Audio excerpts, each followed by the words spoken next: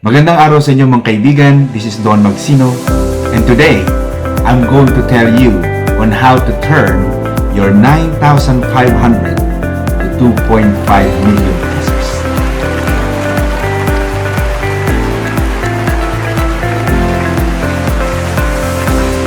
Now, there are many people. Maraming OFWs ang nagsasabi, Don, ano ba ang magandang gawin sa Pilipinas? Ano ba ang magandang negosyo sa Pilipinas? Ano ba magandang investment sa Pilipinas? And they tend to start a business. I studied masters. I finished my MBA, Masters in Business Administration, at the Ateneo de Manila University. I used to be a professor in Letran College in Intramuros, Manila. And I understand how business works. But the problem that OFWs have is this. When they start a business, they're not quite expert. They're not quite literate and educated on how to run a business. Maraming mga business ngayon, for example. Let's make an example, a very small business. Maraming mga nagsasabi, doon maganda bang gawin yung mga kiosk, yung mga maliliit na stall na magbibenta ng mga fishball, ng siomai.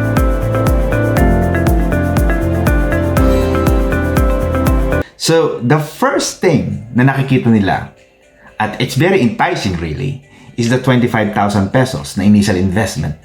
But these people forget, itong mga OFW na ito, nakakalimutan nila, yung 25,000 parang magaan sa bulsa yun eh. But the thing that I don't like about having and running a business at this point, while you are working abroad, is this. Running a business is not easy. Again, the 25,000 investment is quite easy. But the problem with that, an OFW, ang sinasabi ko palagi sa kanila, yes, madali yan. But do not forget, you are buying a franchise. A franchise, maraming sakit ng ulo yan. Alam mo kung bakit?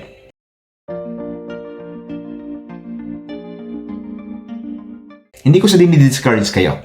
At the end of the day, by watching this video, kayo pa rin na magdidesisyon. Pero gusto ko lang kayong bigyan ng aking mga idea and knowledge on why at this point, hindi advisable sa isang OFW, lalo't wala ka doon, na mag-run ng isang business. Kahit ano pang mura niyan. Number one, bakit ayaw ko ng business at this point kahit mababa ang initial outlay? Kapital. Yung 25,000 mo na yon, pambayad mo lang yun sa franchisee or sa franchisor. Pambayad mo yun sa kanya para mabigyan ka ng prangkisa. So, all throughout, magbabayad ka sa kanya ng royalty fee. Meron silang sinasabing walang royalty fee, but do not forget, kung ikaw ay magraran ng, for example, fishball or siomai, ang arrangement dyan, mga kapatid, sa kanila kakukuha ng ingredients, sa kanila kakukuha ng product, sa kanila ka bibili ng toyo, sa kanila ka bibili ng ibebenta mong siomai. Hindi ka pwedeng gumawa ng sarili mo because you are under the umbrella of that particular franchise. So, for example, nasa Mindanao ka, or nasa Visayas, or nasa malayong barangay ng Luzon, kailangan i-deliver yun by bus, yung mga product na yon. So, imagine mo yung ganung headaches, ganung tedious, complexity. Paano mo i-deliver yung product ng siomai sa bus? Minsan, nawawala na yung, siguro, pwede nilang takpan yan o pero yung hygiene, tsaka yung risk of food contamination, kasi hindi naman yan i-deliver ng delivery van o ng truck ng mismong franchisor. Ipinadadala nila yan sa mga bus na dumadaan doon sa probinsya. So, marami akong mga kilalang ganyan at very likely, maging honest ako sa inyo mga kaibigan. Marami ang nabibigo. Marami ang umaasa na magtatagumpay ang negosyo na yon. But they fail. Because ang laki ng gastos. The 25,000 is just an initial investment. Pero sa kanila ka bibili sa franchisor, ka bibili ng product. Lahat ng gagamitin mong produkto, mga pamphlets, lahat ng mga yan. Minsan nga yung iba mga franchisor, kumikita pa sa uniform. Pangalawang problema mo kapag ikaw ay nag-run business, na wala ka sa Pilipinas, manpower. Saan ka hahanap ng tao? At marami ang nagsasabi sa akin, marami mga nagsimula niyan. Ang hirap humanap ng tao. Minsan, hahanap ka ng tao, magtapatan na tayo. Kaibigan, kakilala, at minsan, kapamilya. But let's be honest, sa ating mga OFW, huwag na tayo magpaligoy-ligoy pa mga kaibigan. Ang nanloloko sa atin, usually, ay minsan kapwa, kaibigan na natin, kakilala, at minsan kapamilya. Masakit man sabihin, pero maraming katotohanan, maraming tao na ang naganap yan, nagkasira-sira dahil lang sa ganyan. So, napakahirap, lalo na kung wala ka pa doon. Your time and effort and support. Siyempre, nagtatrabaho ka sa abroad, araw-araw, regularly, maya't maya, lalo na ngayon, open na ang communication, you have to call them from time to time. Every day. Magkano ang kita natin dyan? Anong alam mo? Sabihin sa'yo, wala pong kita. 200 pesos lang po. Yan laki ng gastos. Ang dami mo nang inilabas na pera kasi bago ka makapagsimula. Siyempre, malaking gastos. Wala ka doon. Malaking gastos. Minsan, meron ka ng kiosk, meron ka ng stall, o saan mo itatayo yan? Siyempre, hahanap ka ng pwesto. At sa pwesto na yon may bayad. Hindi naman libre. Kung magtatayo ka sa mga mall, siyempre magkano ang monthly dyan? For example, sa SM, 25,000 pesos ang isang maliit na stall. Robinson, 20,000 pesos. So, may benta at wala ka, dapat magpuproduce ka ng 20,000 pesos. Magkano ang bayad mo sa tao? Ang tao naman, hindi naman iisang tao lang ang babayaran mo dyan. Siyempre, may mga day off, minsan, hindi naman palaging long hours. Minsan, 2-3 ang tao mo. Kasi pag nag-absent ng isa, nagkaroon ng sakit, nagkaroon ng aberya, meron kang pamalit. At ang hirap pumanat ng tao. Marami kang babayaran, hindi lang yan. Magbabayad ka ng sweldo, ng taxes, yung mga buwis nila. Ikaw ang in charge dyan sa employment law. At minsan, magbabayad ka pa ng mga kuryente. Kung ang ano mo ay kung may sarili kang pwesto, siyempre, magbabayad ka ng kuryente, tubig, aircon. Biruin mo yun. Magbabayad ka pa ng yung produkto mo na kukuhanin mo. Ikaw magbabayad nun. Plus yun nga, sinabi ko na may royalty fee pa. So talagang masyadong burdensome sa mga OFW. Kaya bago kayo magsimula ng negosyo mga kaibigan, mag-isip na mabuti.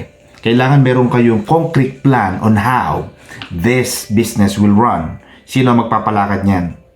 At saka pangalawa mga kaibigan, tatandaan ninyo, hindi agad kumikita ang negosyo sa unang taon. Huwag kang aasa. So imagine mo, magbabayad ka ng, for example, 3 tao mo na lang.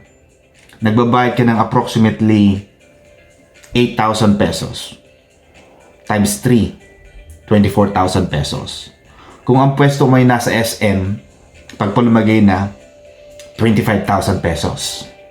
Just argument sake, siyempre pwede ka naman pumunta nga sa mga tinda-tindahan at mga tabi-tabi, pero I'm just giving you an example, yung talagang capital outlay. After the initial investment, meron ka pang sasabanaing mga gastos. So, may sweldo ka na, for example na, for argument sake, 20,000 o 28, 8, 16, 24, 25,000 na yon sa tao mo pa lang. Yung pwesto mo. So, 25,000 na rin, 50,000 na. Paano yung product? Ikaw pa ang bibili niyan. Siyempre, pag bumili ka, for example, siomai, kailangan mo ng freezer, ng fridge. Magkano ang niyan? Siyempre, i-imbak mo yan. Yung kuryente niyan, tumatakbo. So, magbabayad ka pa ng taxes, magbabayad ka ng kung ano-ano, kukuha ka pa ng accountant para, siyempre, kailangan nagko-comply ka rin sa batas. So, at the end of the day, at the end of the month, mahina ang 60, 70,000 to 80,000 pesos every month. Biruin mo yun. Kung wala kang ganung kalaking sweldo sa ibang bansa, mahihirapan ka. Tsaka, hindi agad kikita ang negosyo. Kung kumita. Pero minsan kumikita dyan ng kaibigan, tatapatin ko kayo, yung franchisor. Kasi may kita at wala ka, nagbibigay sila sa'yo ng produkto eh. At bawat kita mo, meron silang royalty fee na tinatawag. Ibig sabihin ng royalty fee, meron silang particular percentage na ginagamit nila yon for advertising. Lalo na kung medyo sikat ang nakuha mo na brand, Ginagamit nila yan for endorsement or advertising, marketing, etc. etc. So yun ang royalty fee. So sa bawat kita mo, kung kikita ka, meron pa silang cut down. Plus sila pa nagsusupply, bumibili ka pa sa kanila ng product. So talagang tubong lugaw. Now mga kaibigan, if you are still with me and you are still happy to me to carry on to tell you the secret of becoming a millionaire, of how to turn 9,500 pesos into 2.5 million, listen to this. I want you to subscribe on this channel. Now, number 1, paano natin magagawa? Paano natin ba to turn around yung 9,500 pesos per month into 2.5 million? This is not a joke. Marami nang yumaman dito mga kaibigan. At ito'y subok at talagang trusted na investment. Number 1, commitment. Importante sa mga kaibigan natin, sa inyo mga kaibigan, ang commitment level. Kailangan every month talagang nag-iipon. Hindi pwedeng wala. Ituturo ko sa inyo ngayon mga kaibigan, ang isa sa pinakamagandang investment. Real estate.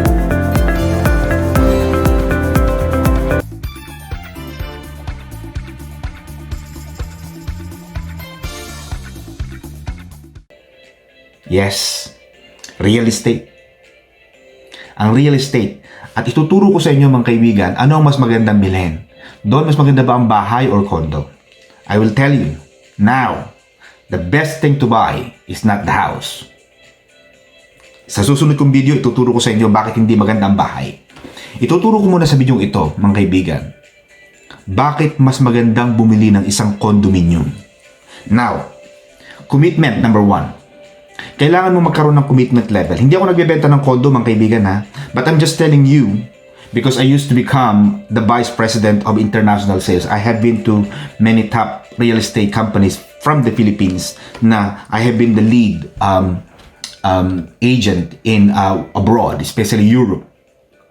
Nagpunta rin ako ng Asia at saka Middle East. So, I know what I'm talking about. And also, I finished my master's and I have experience in teaching business in the college level and university level. Mahalaga ang commitment.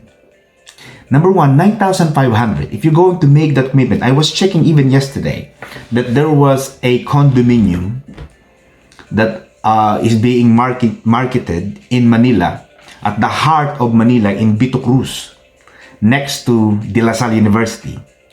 They offer 36 months. 9,500 per month. Now, mga kaibigan, I calculated if you invest 9,500 times 36 months, the total is 342,000.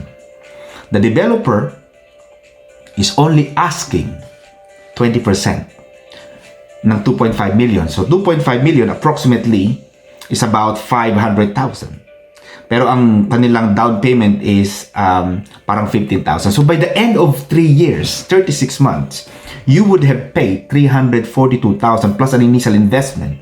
By the time, approximately, tapos mo na yung 20% eh. Nabayaran mo na siya. You know why I like condominium? While they are, you have to look, number 2, I will tell you, number 1 is commitment. Number 2, you have to look for a reputable developer. Marami nang naloko dyan. Kilala ba yung developer na yan? Rehistrado ba yan? Respetado ba yan? Registered ba yan sa HLURB? Kasi maraming developer, mga bagito lang. Parang new player. Pero dahil hindi pa kilala ang kanilang expertise, wala pa silang track record, mahirap paniwala. So when you try to put your money and hard-earned money into something, choose for a reputable developer. Yung talagang kilala na nationally. Huwag ka nang kukuha ng mga bago. Hayaan mo muna silang, yung mga bago, hayaan mo muna magpakitang gilas. Pero huwag na ikaw ang mabiktima nila. Kasi baka mamaya maloko ka lang eh. Dahil nga hindi pa sila sanay. Siyempre ang iba dyan, naguhukay pa lang, binibenta na. Number 3, mga kaibigan. And I want you to listen to this. And this is now how we're going to turn the 9,500 into 2.5. You have to look and find a condominium. Yung tinatawag nilang pre-selling. O yung tinatawag sa ibang bansa na off-plan. Yung tipong wala pa. Yung hindi pa gawa. Huwag kang bibili ng gawa. Kasi pag gawa na, malaki na agad ang ilalabas mong pera. The reason why many Filipinos now that I have been, they are my clients, and they have been asking my personal advice and professional opinion, is that because kapag pre-selling pa lang yan, 0% interest. Wala kang binabayarang interest. So yung 9,500 mo pesos per month sa 36 months, wala kang binayarang interest. Now, ito pang kagandahan mga kaibigan, installment, hulug-hulugan. At ang ibang developer pumapayag pa ng 8,000, 7,000, depende. Makipag-arrange ka. Kung kaya ko lang ngayon is 5,000. At the end of 3 years, pwede ako magdagdag every Pasko. So, every Pasko, dagdagan mo na lang. Pero, at least yung 5,000 to 9,500 pesos mo, may napupuntahan. So, choose a reputable developer na naghuhukay pa. Huwag ka muna humanap ng gawa. Kasi pag gawa na, ipupulipay mo na yan eh. I-require ka na ng bank o ng pag-ibig na bayaran mo sila. Eh, minsan, hindi mo naman kailangan nung gawa na eh. So, maghanap ka nung hinuhukay pa o yung pre-selling pa lang. Pero itatanong mo sa developer, ano ang license number? HLURB number. House and Land Use Regulatory Board number. Dapat meron silang license to sell. Bibigyan ka nila ng number, itong license namin. Huwag ka maniwala kagad sa endorsement ng mga artista. Huwag ka maniwala sa ganda ng brochure. Kasi makintab ang brochure. Minsan, madali mag-print ng brochure eh. Pero at the end of the day, kaya ba nilang tapusan ang development nila? Number 3, very important. As a buyer of a real estate, you have to find a good location. Good location is the key. Don't buy for a property na nasa bundok ng Tralala o nasa bundok ng Imamawo na walang nakakaalam kung nasaan. Bakit? At the end of the day, if you buy a property at the heart of the city, madaling paupahan, madaling ibenta, madaling isanla. Now, when I was an agent, that's like 10-15 years ago, lagi kong ini-encourage ang mga kliyente ko to buy a property at the heart of Makati. Ayala Triangle ang binibenta namin. Ano yung Ayala Triangle? Makati Avenue, Paseo de Rojas, Ayala Avenue. You never get wrong. Maraming kliyente dyan, nagtatrabaho, yung mga kliyente ko nagtatrabaho yung mga tenant nila sa mga call centers. Minsan ang mga nagbabayad ng mga renta ng mga tenant ng mga clients ko, company na. Eh minsan 5-10 years ang arrangement. Ang kontrata, 10 taon. So imagine, babayaran ka na ng i-advance, minsan nag-a-advance na yung company ng advance na check. So every month, pumapasok yung cheque na bayad nila sa rent sa bangko mo. Ito maganda mga kaibigan. At marami ang hindi nila nakukuha ito eh. Kasi minsan pag hindi ka nakikinig sa mga marurunong, minsan hindi mo alam ang ginagawa mo. But if you understand this, ito ang tawag dito niluluto mo sila sa sarili nilang mantika. Ano ibig sabihin ko nun? Kasi nabayaran mo na yung 20%. So sa developer, kulang ka pa ng 80%. Yeah? I-require ka ng developer, paano mo ito babayaran? No problem. Bakit? Kasi may tenant ka na kagad eh. Magandang location mo, reputable developer na tapos, meron ka ng condo, pwede mo nang paupahan. Kasi madali magpaupa, magandang location. Now, the good thing is about this. The moment na natapos na ang development, nakabayad ka na ng 20%, 80% will be paid not by you. Babayaran na yan ng tenant. Ang kontrata mo palagi sa tenant, long term. Huwag ka muna kumuha ng Airbnb. Kasi Airbnb ang hirap. Araw-araw papalit ka ng kumot. Araw-araw naglalaba ka. Mas maganda na yung long term. Minsan, 1 taon, 2 taon. Minsan nga 5 taon eh. O 10 taon pa. Kasi nga, depende sa company. Ang ganda. Yung bayad mo sa bank, kasi ang magiging monthly mo dyan, usually, sa bank financing, depende nga sa presyo. Minsan, 15,000. Eh, minsan, pagka nagpapaupa ka, ang paupa mo, 19,000. 16,000. 17,000. So, yung ibabayad mo sa bangko na mortgage, yung amortization mo na 15,000 for example, sa loob ng 10 taon, may tubo ka pang 4,000. Sa loob ng 10 taon, kaibigan, wag mo nang isipin kung titira ka doon, wag mo nang isipin kung sino titingin doon, wala ka ng problema doon. Kasi minsan meron ding property manager sa loob ng condominium building, may nagmamanage na, babayaran mo lang sila ng 1,000, 2,000 pesos. Sila na lahat na maglilinis, magche-check, magkukolekta, wala ka ng problema, malinis. Kalimutan mo na yun. Sa loob ng 10 taon, may taon siyempre pagka uuwi ka ng Pilipinas, balik-balikan mo. Pero wag mo nang isipin, wag mo nang tingnan kung tumutubo ka. Tingnan mo palagi. Ang property binili mo ng 2.5 million nung hinuhukay pa, very likely, pagkatapos niyan, tumataas ang presyo niyan.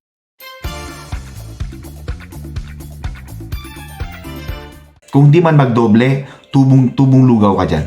Mahina ang 1 million to 1.5 million. So approximately, for example, yung 2.5 na binili mo 3 years ago, sa loob ng 3 years na natapos yung condo mo, magiging, for example, 3.5 o 4 million. So imagine mo, naging yung 2.5, naging 4 million, magkano hinulog mo lang? 9,500 pesos for 36 months, 0% interest. Wala kang binayarang interest. And then after the 20%, yung 80% na natitira ang nagbabayad na noon yung tenant. So wala kang problema doon. So yung 9,500 mo, kaibigan, yung pinapangako ko sa'yo, it has turned not just 2.5, because at the end of the 3 years period na nahukay at nagawa ang building, naging maganda na yan, natitira na, very likely, pag chinek yan ng assessor ng bank, hindi lang 2.5 ang value niyan. Because ang property, ang real estate, lagi nag-a-appreciate ang value, lalo na kung maganda ang location.